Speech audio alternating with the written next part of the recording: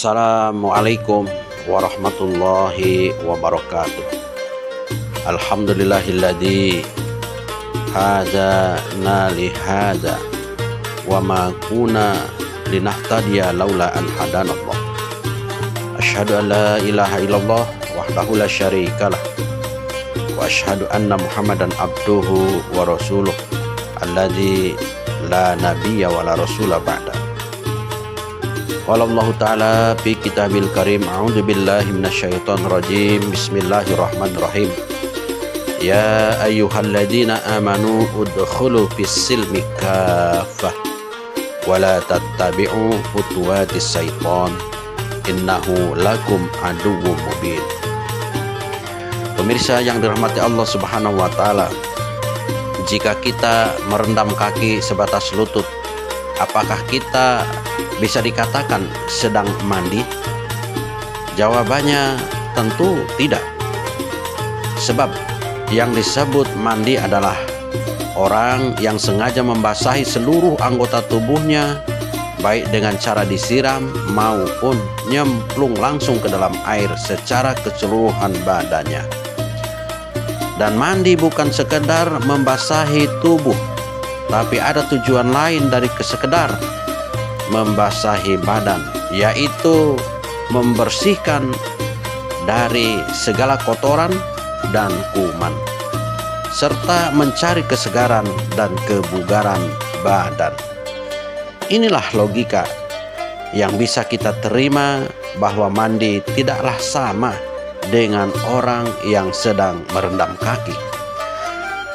Demikian pula dengan halnya ketika kita dalam menyatakan pengakuan diri sebagai orang Islam, maka ada konsekuensi yang harus kita tanggung sepenuhnya, yaitu melaksanakan segala sesuatu yang sudah menjadi kewajiban dan aturan dalam Islam, serta tidak mencampur adukan dengan aturan-aturan lain. Bahkan setiap aturan serta tata cara hidup dan kehidupan harus didasarkan dengan Islam. Karena berislam bukan hanya sekedar membuat status dan sekedar membuat identitas saja, tapi ada tujuan yang lebih agung dan mulia, yaitu menyerahkan diri dan menyandarkan sepenuhnya segala urusan hidup kita berdasarkan aturan dan kehendak Allah Subhanahu wa taala, serta menyelamatkan diri kita dari ancaman kejahatan dan ajakan syaitan yang memang sumpah hidupnya adalah menyesatkan manusia. Sebagaimana yang kami bacakan firman Allah di mukadimah tadi, bahwa Allah Subhanahu wa taala berfirman dalam surat Al-Baqarah ayat 208, a'udzubillahi minasyaitonir rajim. Ya ayyuhalladzina amanu udkhulu fis-silmi kaffah wa la tattabi'u khutuwatis syaiton innahu lakum aduwwum mubin. Wahai orang yang beriman, masuklah kamu semua ke dalam Islam. Janganlah kalian mengikuti langkah-langkah syaitan. Sesungguhnya syaitan itu musuh yang nyata bagi kalian. Imam Nawawi Al-Bantani dalam tafsirnya meriwayatkan asbabun nuzul dari surat Al-Baqarah ayat 208 tersebut. Ini turun menjelaskan keadaan sekelompok muslim yang berasal dari kalangan ahli kitab, seperti Abdullah bin Salam dan sahabat-sahabatnya. Hal itu dikarenakan ketika mereka beriman kepada Nabi Sallallahu Alaihi Wasallam, setelahnya mereka masih mengagungkan syariat Nabi Musa. Mereka mengagungkan hari Sabtu, tidak menyukai memakan daging dan susu unta. Mereka berkata, meninggalkan semua ini diperbolehkan dalam Islam, namun wajib dalam Taurat. Kami meninggalkannya untuk berjaga-jaga. Maka turunlah wahyu Allah surat Al-Baqarah ayat 208 tadi dengan pesan intinya ialah Allah menyeru orang-orang yang telah menyatakan diri berislam, maka konsekuensinya harus menjalankan Islam sepenuhnya dan meninggalkan syariat sebelumnya. Dalam respon firman Allah Subhanahu wa taala, tidak bisa memakai logika, tapi hanya bisa memakai ketaatan atau menerima seutuhnya tanpa ada syarat. Sami'na wa ata'na. Kami dengar perintah Allah dan kami melaksanakan. Tentunya setelah kita paham terhadap maksud dan tujuan firman Allah, yaitu baik secara tekstual maupun kontekstual. Secara tekstual, ayat ini memerintahkan kepada kita bahwa dengan menjalankan seluruh aturan Islam adalah merupakan syarat syahnya kita disebut sebagai orang Islam, dan kita batal sebagai orang Islam jika kita tidak menerapkan aturan-aturan Islam atau memakai cara dan aturan di luar Islam. Dan secara kontekstual ayat ini turun kepada Rasulullah Sallallahu Alaihi Wasallam, yaitu Nabi Muhammad, dan berlaku pada seluruh pengikutnya, yaitu orang-orang yang telah mengimani kerasulan Muhammad Sallallahu Alaihi Wasallam. Jadi seluruh umat Muhammad di sepanjang zaman yang telah beriman diwajibkan menampilkan kediriannya secara islami dalam segala aspek kehidupannya setiap saat. Setiap gerak dan kegiatan hidupnya berdasarkan ajaran-ajaran Islam secara utuh, tidak setengah-setengah, apalagi hanya sebagian kecil. A'udzubillahi minasyaitonirrajim.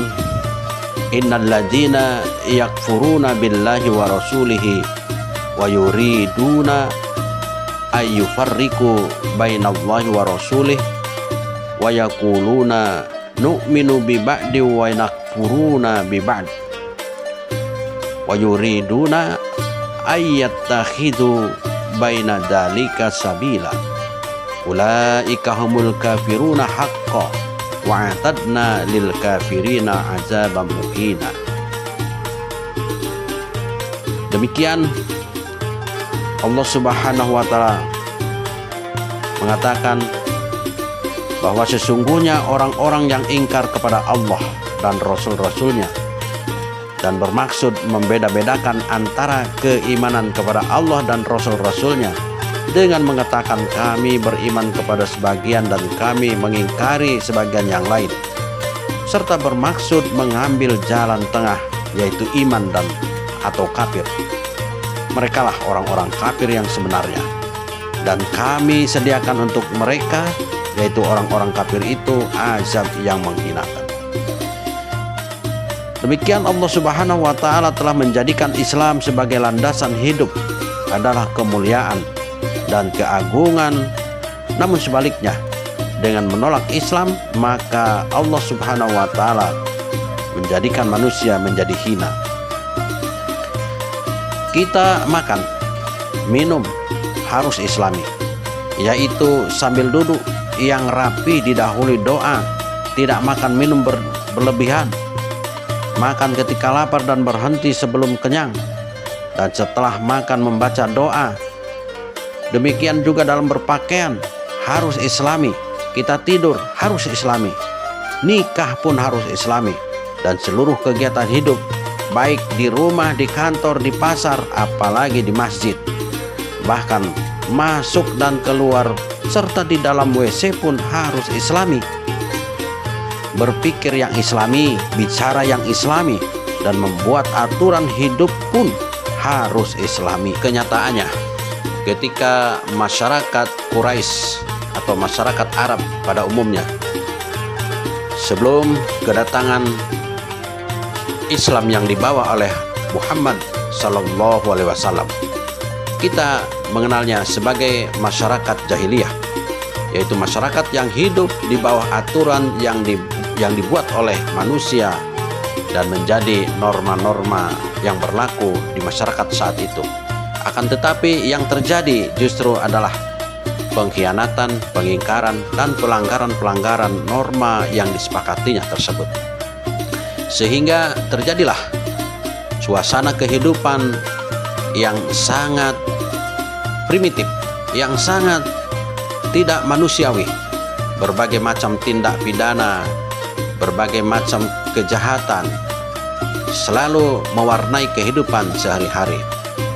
Dan pada akhirnya ketika Rasulullah SAW membawa ajaran yang disumberkan kepada al-Islam, maka sedikit demi sedikit masyarakat Arab yang tadinya merupakan bangsa yang tertinggal, bangsa yang terbelakang, menjadi masyarakat yang beradab, yang menjunjung tinggi harga diri manusia dan sangat menghormati nilai-nilai yang berlaku di masyarakatnya.